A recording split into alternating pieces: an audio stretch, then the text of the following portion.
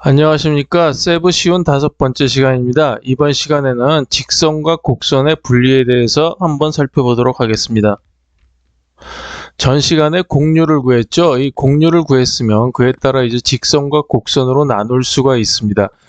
이거는 이제 예로 든 이미지인데요. 이거가 이제 npml 이미지의 이제 엣지들에 대해서만 이제 곡률을 구합니다. 여기는 뭐 엣지가 경계선이 확실하기 때문에 이 이미지는 그라디언트는 뭐 없고 이제 엣지들만 이렇게 나타나는데 이거를 가지고 이제 그 전 시간에서 말씀드렸던 방법대로 이제 곡률을 구한 겁니다. 그래서 곡률을 구하면은 이제 이렇게 뭐 보기 쉽도록 이렇게 컬러로 이렇게 표시를 했는데 레드, 오렌지, 그린, 뭐 블루, 퍼플 이렇게 컬러로 표시를 했었죠. 여기에 이제 몇 가지가 더 추가가 됐는데 이제 그 아크들을 이제 호죠, 원의 이제 일부분인들을 이거를 합친 거를 이제 골드색으로 표시를 했고, 그 다음에 이제 옐로우는 원인 경우에는 이제 옐로우, 그 다음에 이제 그 그레이아는 이제 직선이고, 그 다음에 파이트로 표시한 거 이제 변곡선입니다. 그러니까 즉 왼쪽으로 휘었다가 오른쪽으로 휠 때 그 이제 중간에 있는 변곡선은 이제 하얀색으로 표시된 거죠. 그래서 여기에 이제 색깔이 하나가 추가가 됐는데, 그 다음에 이제 스칼렛이라고 하는 게 이제 레드와 오렌지의 중간에서 이제 약간 좀 구분이 좀 헷갈릴 때가 있습니다. 그래서 이제 스칼렛이라는 거를 이제 추가를 했어요. 그래서 이제 그 곡률을 다시 살펴보면 여기서 이제 전 시즌 1에서 얘기했던 이제 곡률이라는 거를 정의를 했었죠. 이 곡률이라는 거는 뭐냐면은 그때 얘기했던 게 오리엔테이션의 변화량이라고 얘기를 했습니다. 그러니까 즉 이쪽에서부터 여기서 이쪽 방향으로 컨투어가 이렇게 진행을 할 때 이제 그 컨투어에서 이제 접선을 그을 수가 있겠죠. 그 접선이 계속 이렇게 따라서 이제 그 움직입니다. 그 접선이 변해가는 그 사이 각도를 이제 곡률이라고 이제 정의를 했었죠. 그래서 이제 곡률이 가장 그 높은 그 큰 부분을 보면은 여기 이렇게 그 빨간색으로 표시된 점들인데 이거는 대충 다 이제 코너예요. 이제 그래서 코너로 인식이 돼서 그 코너가 있으면, 그러니까 즉 레드가 있으면 그 사이는 이제 직선이 될 가능성이 크겠죠. 아무래도 확률적으로. 그래서 여기서 이제 곡률을 구해보면은 여기서는 이제 플러스 172도가 휘는 거예요. 그러니까 이렇게 가서 이쪽으로 휠 때 여기서 이제 172도가 휜 거죠. 이제 180도가 휘었다는 얘기는 앞으로 가다가 다시 뒤로 돌아왔다는 얘기예요. 그죠? 완전히. 그런데 이제 172도라고 휘었다는 거는 이제 약간 여기 각도가 있게끔 이렇게 돌아왔다는 얘기고, 여기서는 약간 좀 덜 휘죠. 그래서 곡률이 이제 마이너스 78도라고 되어 있는데, 이 곡률이 마이너스가 붙은 거는 이제 시즌1에서도 이제 말씀드렸지만, 이제 그 왼쪽으로 휠 때는 마이너스, 오른쪽으로 휠 때는 플러스입니다. 그러니까 휘는 방향을 나타내기 위해서 여기서 이렇게 가다가 이게 왼쪽으로 휘었죠. 그래서 마이너스. 여기서 오른쪽으로 휘어서 플러스. 뭐 그거는 뭐 오목 볼록을 나타내는 거기 때문에 뭐 플러스 마이너스 부호는 그렇게 크기에 있어서는 별 의미가 없는 거고요. 그래서 레드는 보통 이제 90도보다 큰 경우가 많고요. 근데 이제 레드 구간도 곡선에 이제 포함되게 돼요. 왜냐하면은 곡선에서 꺾인 부분도 이제 곡선의 일부이기 때문이죠.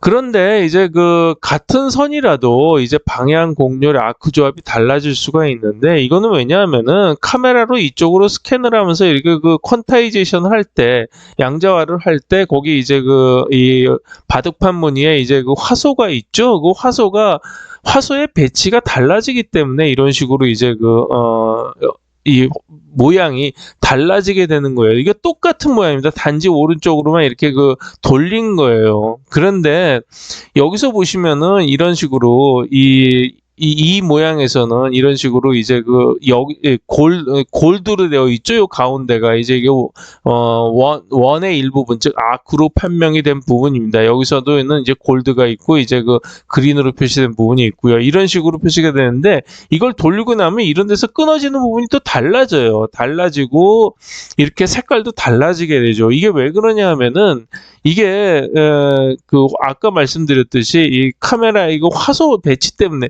여기서는 이게 이 수직으로 이제 가고 나면은 이게 수직으로 판단을 해요, 얘가. 여기서는 이렇게 뭐 이렇게 직선이 없었죠. 그런데 여기서는 이제 그 직선이 생기는 거예요. 이게 사실은 뭐 아시겠지만 해상도가 굉장히 좀 낮은 그러니까 작은 구간이죠. 이게 아주 눈으로 보면은 사실 한 요만합니다. 이게 확대해서 그래서 그런 건데 그러다 보니까 이게 몇 픽셀 안 되죠. 이게 몇 픽셀 안 돼서 해상도가 낮다 보니까 이제 이런 현상이 이루어지는데 여기 그 지금 그 세부에서 말씀드리는 이미지들은 전부 해상도가 낮아요. 그러니까 왜냐하면 해상도를 키우면은 계산량이 엄청나게 올라가기 때문에 주로 이제 낮은 이미지 그다음에 사이즈가 작은 것들을 이용을 하고 있어요. 그래서 사이즈가 보통 작은 거는 뭐 100x100에서부터 큰 거는 뭐 커봤자 200~300을 넘어가지 않습니다. 그래서 이런 식으로 확대를 해서 보이기 때문에 이렇게 오돌도돌한 게 많이 보이는 거지 이거는 사실 눈으로 보일 때는 이런 거는 좀 보이지 않아요. 그러니까 그렇지만 이게 컴퓨터적으로 계산할 때는 모든 픽셀 화소 하나하나당 다 따로따로 계산을 하기 때문에 이 모든 것을 다 염두에 둬야 됩니다. 이건 선인 경우에 있어서 이렇게 나오는 거고요. 이제 이 선인 경우에는 그 전 시간에 말씀드렸지만 이렇게 그 세선을 해서 이 세선의 공률을 가지고 이제 따진다고 말씀을 드렸는데 일단은 이거는 이 선을 이용해서 이제 세선을 이용해서 이제 라인으로 판명되는 거는 일단 보류를 하겠습니다. 그래서 이거는 왜냐하면 또 이렇게 끊어지는 부분들을 다 게슈탈트로 이어줘야 되기 때문에 일단은 보류를 하고 이런 이미지에 이렇게 이 페이스 즉 이 라인은 좀 보류하고 페이스에 대해서 이제 앞으로 몇 시간 동안 이제 살펴볼 예정인데 이 페이스의 경계선을 보면은 이런 식으로 나오죠. 그래서 페이스가 이제 약간 돌아갔는데 이게 똑같은 겁니다. 양쪽이 돌아갔는데 이게 그 나타내지는 이제 컬러나 뭐 모든 게 더 달라지죠. 이렇게 달라지는 것도 전부 다 우리는 공률이 이런 식으로 표시가 다 달라져도 전부 다 이게 그 같은 저걸로 같은 모양으로 이제 인식을 해내야지 되는 거예요. 그것 때문에 이제 그 가장 처음에 해야 될 것이 이제 그 직선과 곡선을 분리를 해야 되는 겁니다. 그래서 이제 그 직선과 곡선의 구분은 3단계에 걸쳐서 이루어지는데요. 이제 그 첫 번째 단계는 전 시간에 말씀드렸죠. 세부 54에서 말씀드렸어요. 이게 공률을 구하는 루틴에서 리턴 값인 SLPMD. 여기서 이제 그 SLPMD를 구하는 거가 첫 번째 이제 플러스 마이너스 2, 3, 4의 범위 내에서 이 휘어진 각도들을 전부 다 그 평균을 내고 그거를 두 번째에 가서 이제 RF별에 따라서 다시 또 범위를 키워가면서 평균을 낸다고 말씀을 드렸는데 그 최종값이 다음 것들보다 크면은 그 RF에서 이제 그 휜 것으로 즉 직선이 아니라 그 RF 내에서 어떠한 변화가 일어나는 것으로 인정을 하는 거예요. 그러니까 그 RF 내에서 어떤 대역이라고 그러죠. 그 대역이라는 거는 어떤 그 주파수가 달라지는 거죠. 그러니까 그렇게 휜을 인지할 수 있다고 RF 내에서 이렇게 이제 말씀드릴 수가 있는 거죠. 그 값이 뭐냐면 레드는 25고 오렌지는 이제 10이고 그린은 3.75고 블루는 1.25고 퍼플은 0.25인데 아까 말씀드렸듯이 스칼렛은 레드와 오렌지 사이에서 하나를 이제 끼워 넣은 거예요. 그래서 이 값들은 전부 여기서처럼 이제 반복적인 실험을 통해서 얻은 경험치고 상당히 좀 주관적인 것이 있습니다. 그래서 이거는 숫자는 절대적이지 않다 이렇게 말씀드릴 수가 있고요. 이렇게 공률을 구하고 나면은 2단계에서 이제 이거 세부 37을 참조하십시오. 2단계에서는 뭘 하냐면 1단계에서 얻어진 공률 구간들을 머지를 해서 아크 조건을 만족하면 그 구간들을 합쳐서 하나의 아크로 표시한다. 즉, 그러니까 이렇게 컬러가 다 다른 걸로 이제 있어도 그게 이제 통째로 한꺼번에 봤을 때 이거는 원의 일부분처럼 보인다. 즉 아크로 보인다. 그러면 그거는 통합을 하고 컬러는 골드로 표시를 합니다. 그리고 세 번째는 뭐냐 하면은 2단계에서도 이제 그 직선으로 판명이 나죠. 나는 경우가 있는 거죠. 그래서 그렇게 판명이 나도 길이가 짧으면 곡선의 일부처럼 보일 수 있기 때문에 3단계 검사를 통해서 진정한 직선인가를 판명을 해야 돼요. 그래서 이런 경우는 여기 중간에 이제 그 색깔별로 보면은 여기 이제 그레이이기 때문에 이제 그 직선으로 판명이 난 건데, 그러니까 2단계까지 직선으로 판명이 난 겁니다. 그런데 이거는 이렇게 보면은 곡선의 일부로 보이죠. 왜냐하면 이 구간이 작기 때문에. 이거는 두 번째는 애매한 경우고, 세 번째는 직선으로 보이는 경우예요.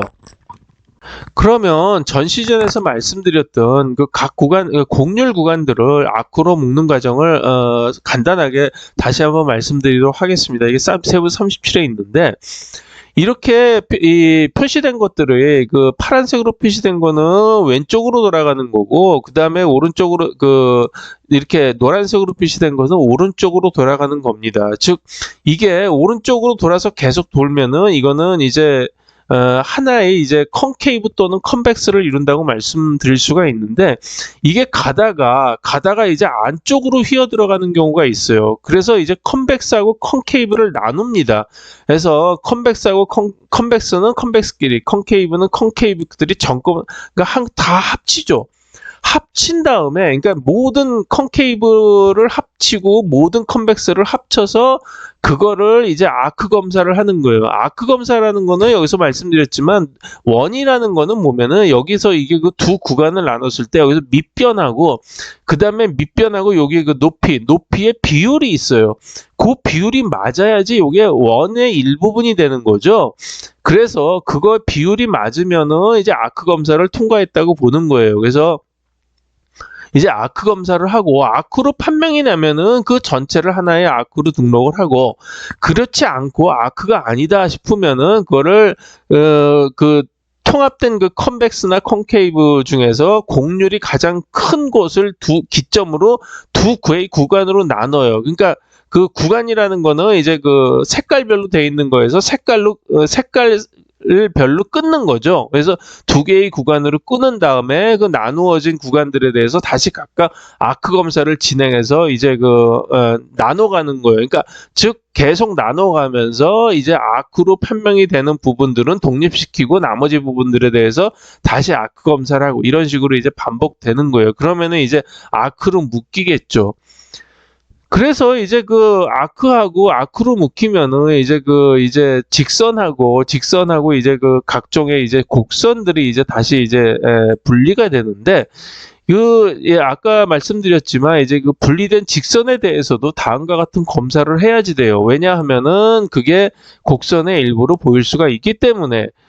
그래서 그거는 이 검사를 어떻게 하냐 하면은 곡률 구간, 그 RSOGRP, 그러니까 레드, 스칼렛, 오렌지, 그린, 블루, L, 퍼플, 이 구간을 이제 이퀴스페이스드 구간으로 나눠요. 그래서 이거를 이퀴스페이스드 구간으로 나눈다는 거는 뭐냐면, 이렇게 똑같은 구간으로 나눈다는 거예요. 그래서 곡률로 판명된 거를.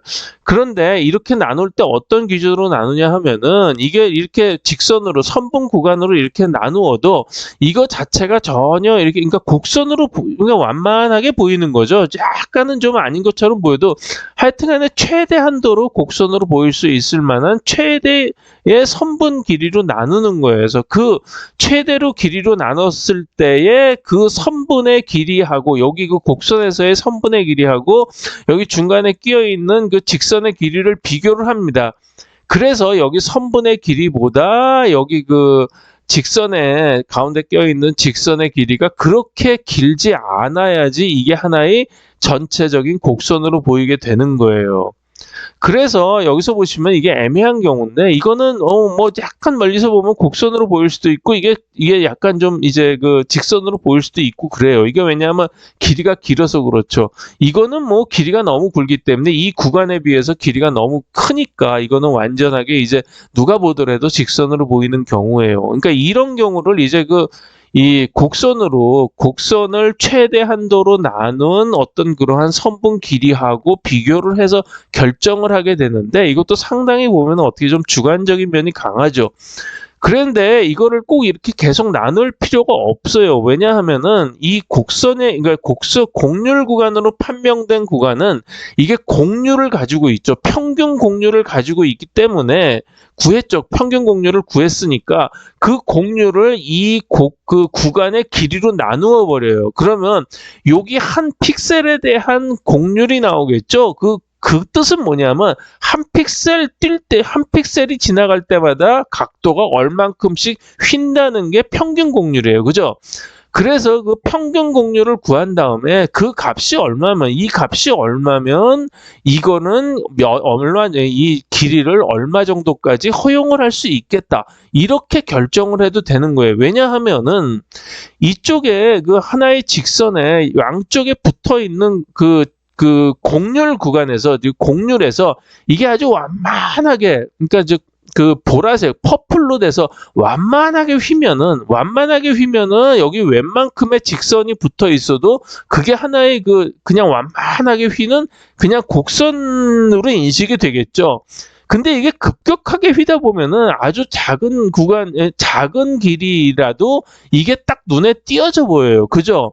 그렇기 때문에 이게 여기서 길게 변하는 이 퍼플 같은 그런 거는 픽셀당, 아까 말씀드렸듯이 픽셀당 이 곡률이 변하는 각도가 아주 굉장히 작습니다. 0.03, 0.01 뭐 이런 식으로 움직여요. 그렇기 때문에 그 곡률이 작으면 작을수록 평균 곡률이 작으면 작을수록 이쪽 구간을 긴 거를 더 많이 허용할 수 있는 거죠.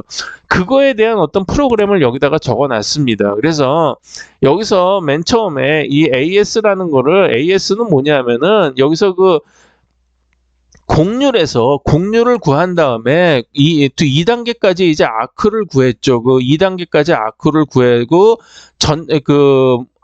이 곡선으로, 즉 색깔이 있는 걸로 판단이 됐다 그러면 전부 여기서 빨간색으로 표시를 했어요. 근데 아직까지 이렇게 여기 회색으로 표시된 부분들은 직선 구간으로 남아있는 구간들이죠. 그런 거를 입력을 합니다. 그래서 이거를 이제 양쪽에 여기서도 보면은 이제 양쪽에 있는 평균 곡률을 구했죠. 그래서 이제 양쪽에 있는 거를 구하기 위해서 마진을 그러니까 끝에 왼쪽하고 오른쪽에 마진을 하나씩 더 붙이고 그 다음에 이제 가운데 있는 직선 구간이 D하고 Z면, D는 이제 D하고 Z는 직선으로 판명된 구간이죠. 여기서 이제 회색으로 표시된 바로 그 구간이 D 또는 Z입니다. 그래서 이제 TTK1하고 3는 뭐냐면 이거는 왼쪽에서의 평균 곡률을 구한 거고, 체인은 이거 길이죠. 길이로 나눈 거예요. 전체 곡률을. 그 다음에 여기서는 오른쪽에 있어서의 평균 곡률을 구하고, 여기서는 체인 K는 이 중간에 있는 직선의 길이에요. 그거를 다 따져보는 거죠. 이 평균 곡률이 얼마서부터 얼마까지인데, 이게 0보다 크고 0.3인 경우는 이제 거의 퍼플에 해당되는 거예요. 그러니까 아주 굉장히 완만하게 이렇게 가는 경우죠. 완만하게 이제 꺾이는 경우인데, 그런 경우는 뭐라고 그랬죠? 좀 더 큰 길이도 상관이 없다, 이렇게 말씀드렸죠. 그래서 그 중간에 있는 직선의 길이가 이제 LCHN인데, 그 중간에 있는 길이가 PF보다 작을 때, 그러니까 P는 여기서 얼마죠? 20이죠. 20에다가 F를 3인데 여기서는 뭐 2나 3 정도로 놓으면 됩니다. 그래서 여기다가 예를 들어서 보면 3을 곱하면 60이죠. 그러니까 길이가 60인 정도까지 그냥 다 곡선으로 인정을 하겠다는 거예요. 여기서는 뭐냐면은 이게 블루에 해당되는 경우인데, 이거는 이제 점점 레드 쪽으로 가면서 이제 이게 빨리 꺾이기 시작을 하죠. 그러면은 이게 빨리 꺾이면 중간에 있는 직선 구간이 약간만 길어져도 이게 이거는 직선이다라고 눈에 띄게 돼요. 그죠? 그래서 밑으로 쭉쭉 가면 갈수록 여기서 허용될 수 있는 길이가 R 곱하기 F, 여기서는 3이 6해서 6 정도까지밖에는 허용을 안 하겠다는 거예요. 그래서 이거는 왼쪽을 구하고 오른쪽을 구해서 이게 OK가 전부 1이 되면은 이걸 전부 레드로 바꾸는 거죠. 그래서 바꾼 후의 결과가 바로 여기 표시되어 있습니다. 다 여기 있던 그 회색 구간들은 전부 곡선으로 판정이 되고 요것만 이제 직선으로 판정이 되는 건데, 요것만 직선으로 판정이 된 이유는 이쪽에 이게 반전이 꺾이면서 이게 그 직선으로 이어졌기 때문에 여기도 꺾이고, 그래서 이제 직선으로 판명이 되는 거예요. 이거 확실히 직선이죠. 근데 요 구간도 요렇게 만약 휘어졌다 그러면 아까 말씀드렸듯이 그 빨간색으로 표시된 코너도 직선의 일부면 다 그걸로 코너로 판정이 되기 때문에 전체가 다 빨간색으로 되겠죠. 요거는 코너가 딱 중간에 물려서 이게 그 직선이 완전히 보이는 경우이기 때문에 이렇게 판정이 난 거예요.